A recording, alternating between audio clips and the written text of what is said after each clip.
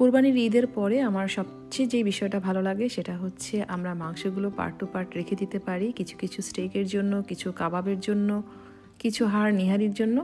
So ঈদের পরপর যার যার পছন্দ মতো মাংস বের করে নিয়ে সেটা তৈরি করে নেওয়া যায়। ঠিকই ধরেছেন, আজকের রেসিপি বাসায় তৈরি স্টেক। বাসায় তৈরি করা স্টেকটা রেস্টুরেন্টের চেয়েও অনেক বেশি টেস্টি হয়। খুব সহজভাবে আজকে স্টেক তৈরি করে দেখাবো। স্টেকের মাংসগুলোকে প্রথমে কাঁটা চামচ দিয়ে একটু কেচে নিয়ে ভালো করে ধুয়ে পানি ঝরিয়ে নিয়েছি। এখন দিয়ে দিচ্ছি পরিমাণ মতো লবণ, গোলমরিচের গুঁড়ো আর দিয়ে দিচ্ছি রসুন বাটা।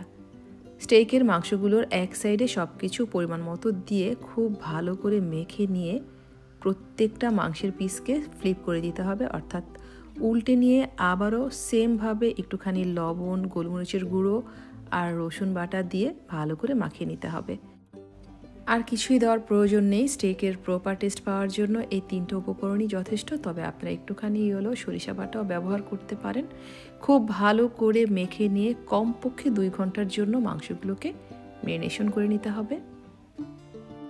ভাজার জন্য আপনারা বাটার ব্যবহার করতে পারেন, তবে আমি সাদা তেলেই ভেজে নিচ্ছি। তেলটা গরম হয়ে যাওয়ার পর মিডিয়াম টু হাই হিটে একটা একটা করে পিস দিয়ে ভেজে নিব। আমি আসলে সাধারণত ভেজে নিই 7 থেকে 8 মিনিটের মতো, এরকম চেপে চেপে।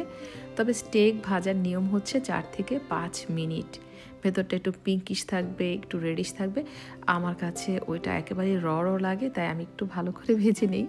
তবে 7-8 মিনিটের বেশি নয়। দুপাশই 7-8 মিনিট একই রকমভাবে চেপে চেপে ভেজে নিয়ে চারপাশগুলোকেও এভাবে উল্টে পাল্টে একটু ভেজে নিতে হবে।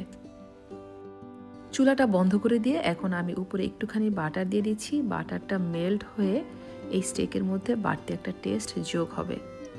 আমার স্টেক একদম রেডি। আর এর সাথে পরিবেশন করার জন্য আজকে তৈরি করব স্টির ফ্রাই ভেজিটেবল আর ম্যাশ পটেটো।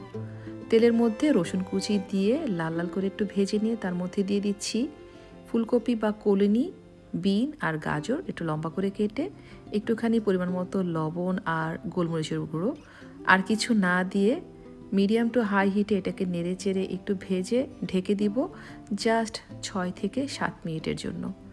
ওভারকুক করতে যাবেন না, মোটামুটি হালকা সেদ্ধ হয়ে গেলেই ঢাকাটা খুলে নেড়ে চেড়ে পানিটা শুকিয়ে নিয়ে নামিয়ে নিলে তৈরি হয়ে যাবে ভেজিটেবল স্টির ফ্রাই।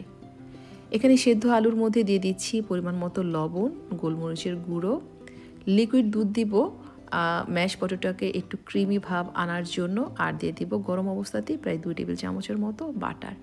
এখন খুব ভালো করে ম্যাশ করে নিয়ে মিশিয়ে নিব।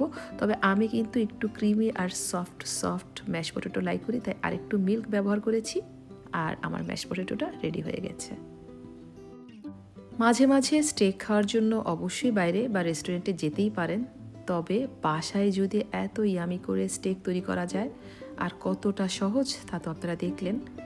একটি সত্যি কথা বলবো, আমার ছেলেরা রেস্টুরেন্টে অনেকবার স্টেক খাওয়ার পরেও ওরা কিন্তু বাসায় তৈরি করা স্টেকটাই সবচেয়ে বেশি পছন্দ করে এবং সবসময় একবার খাবার সময় বলতে থাকে, মামুনি নেক্সট টাইম আবার তৈরি করবা খুব তাড়াতাড়ি।